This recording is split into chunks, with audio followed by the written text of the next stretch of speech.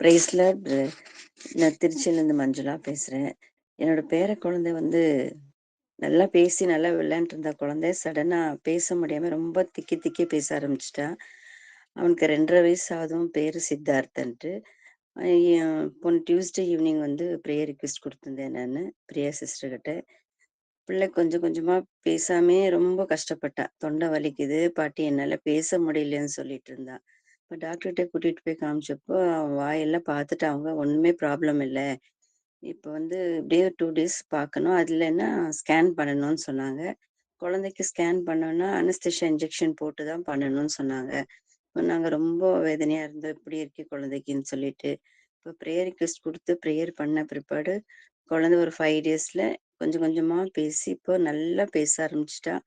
குழந்தை வந்து எனக்கு தொண்டை வலியில என்னால் நல்லா பேச முடியுது பாட்டின்னு சொல்கிறான். கர்த்தருக்கு கூடான கோடி நன்றி. தேங்க்ஸ். நல்லவர். கர்த்தர் நல்லவர். அவர் நல்லவராகவே இருக்கிறார். நன்மையான எந்த